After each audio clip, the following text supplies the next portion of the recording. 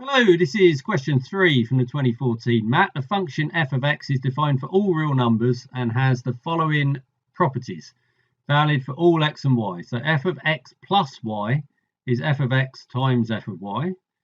Df dx is f of x. Okay, so that's pointing us towards an exponential function.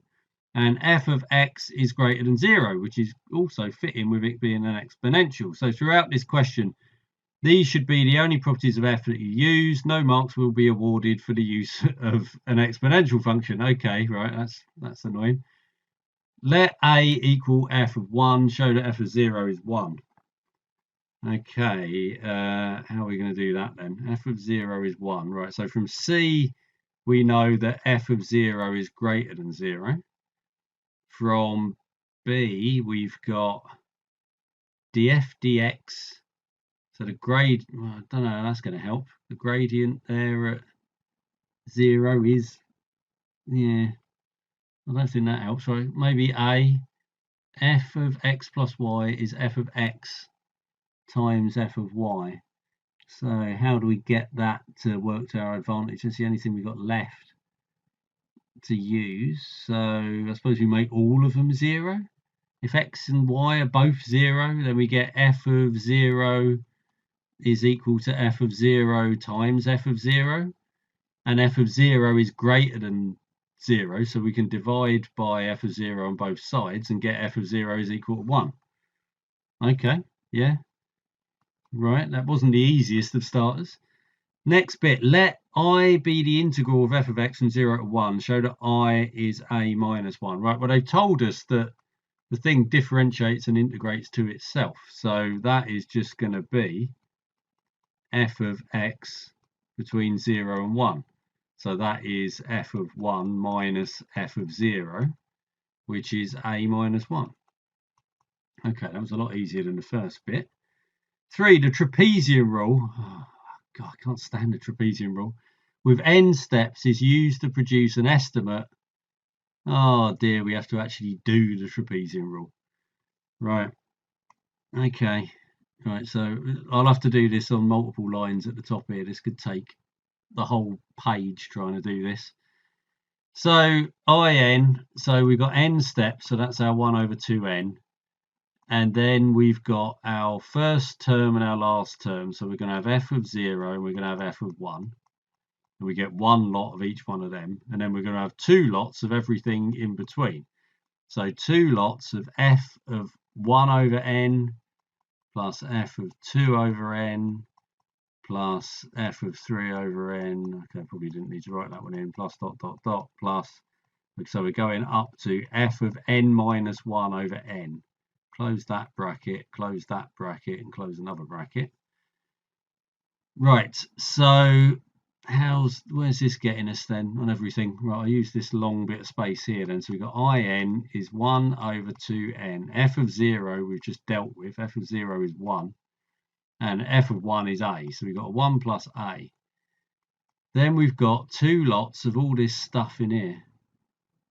F of 1 over n, f of 2 over n, f of 3 over n. How do we turn this into something we can actually add up? We're getting an extra amount of f of where b, what does it tell us in the question? B is f of 1 over n, so this is b. So how does this relate? B of 2 over n, right, okay, this is our rules, isn't it? This is rule A. So we got f of 2 over n is f over 1 over n plus 1 over n. Right, okay, so these are going to be b plus b squared plus b cubed plus going all the way up to b to the n minus 1. Okay, so we've got our series in B. So we're wanting to do a sum from k is 1 to n minus 1 of b to the k. So that is going to be our first term, which is b. And then we're going to have b n minus 1 minus 1 divided by b minus 1. So that is b to the n minus b over b minus 1. So that's what we've got in the bracket. So our trapezium now is 1 over 2n. Hopefully this is something close to what we want. 1 plus a plus 2 b to the n minus b over b minus 1, which is not massively similar to what we want. We've got the 1 over 2n, we got a sort of a semblance of a b minus 1, well, certainly when we put it over one fraction. It's the b to the n which is causing the problem.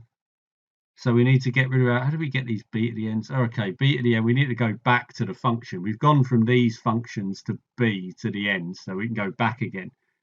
So b to the n, let's think about this. B is f1 over n. B to the n is f to the n 1 over n, which means it's going to be f to the n over n when we reapply rule A, but going in the opposite direction. Okay, so that's f of 1, which is A. Right, that's certainly going to help. So this is now 1 over 2n, and we've got 1 plus A plus 2a minus b over b minus 1. So I'm assuming when I put that over 1 as one fraction, it's going to then factorize to b plus 1, a minus 1 on the top. So we're going to have b minus 1 plus ab minus a plus 2a minus 2b over b minus 1. That's the bit in the bracket, and then we still got our 1 over 2n. So 1 over 2n, and then the bracket, so at the top we've got a minus b, we've got a plus a, we've got a minus 1, and we've got a plus ab over b minus 1. So, moment of truth, have I messed this up, or is that going to factorize? We've got a b minus 1 on the bottom, and I'm hoping at the top. So if we expand out b plus 1 times a minus 1, which is what they got in the answer, we'll get an ab, which we've got, we'll get an a, which we got, we'll get a minus b, which we've got, and we'll get a minus 1, which we've got. So there we go. Right, horrible as usual, being the trapezium rule. It's never any other way, it's always unpleasant. Last part, given that in is greater than or equal to I for all n, show that a is less than or equal to that. Okay. All right, so that's no trivial expression. We've got I at the end is greater than, well, let's start with that. They've told us this thing, so we'll start with that, obviously. So we've got 1 over 2n b plus 1 over b minus 1 times a minus 1. And that has to be greater than or equal to the actual integral, which is a minus 1. Right, okay, is there anything else we know in all of this? Because we do have what we've just dealt with, the relationship between b and a. So we've got this thing as well, because we said that if b to the n is equal to a, that was what we've just used previously. So that could be useful. And can we divide by a minus 1 without messing up our inequality sign? A minus 1, so we want a to be greater than or equal to 1 on this. Do we know if that's true? A is f of 1, which is greater than 0. And we also know that a minus 1 is this integral. And that integral must be greater than 0 because f of x is always greater than 0. So we've got a minus 1 is greater than 0. So a is, greater than 1. So we can divide by a minus 1. So that's okay. And then we could multiply by the 2n. So we've now got that b plus 1 over b minus 1 is greater than or equal to 2n. Right, which seems a long way away from where we want to be because we don't have any a's anymore.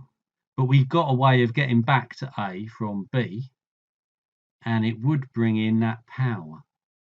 So how on earth do we get from one to the other? I think this is going to be the old inequality show that trick of starting at the bottom of the page and the top of the page and trying to meet in the middle. So 1 plus 2 over 2n minus 1 to the n. That's what we want to get to. Now we're only dealing with positives here. We know that a is greater than 0. n we know is greater than 0, so we can just do a root on that and say that without having to worry about the inequality sign. So we've got that, and we know that a to the 1 over n is b. So we've got b is less than or equal to 1 plus 2 over 2n minus 1. Okay, right, that's fine, I suppose. I suppose we just keep going. It seems to be more fruitful going from the bottom.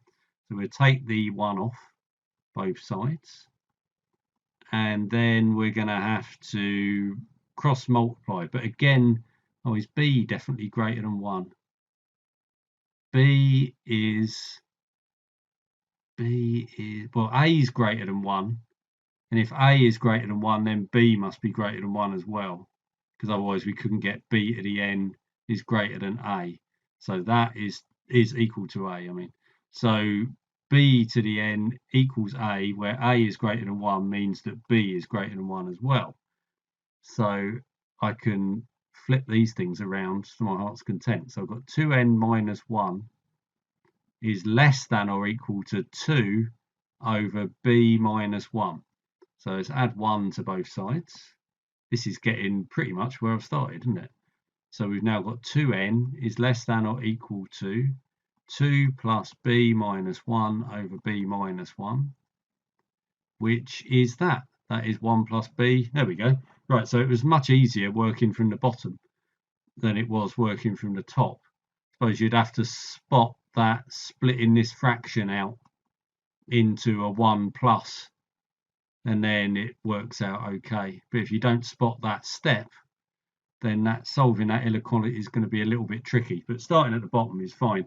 Actually, I think the sneakiest part of this was actually working out a is greater than 1, b is greater than 1, just so you're not messing up the inequality sign every time. Because there's always that worry that you're going to have a minus sign, which is going to flip it around, and then all of a sudden you've got the inequality that you don't want rather than the one that you do.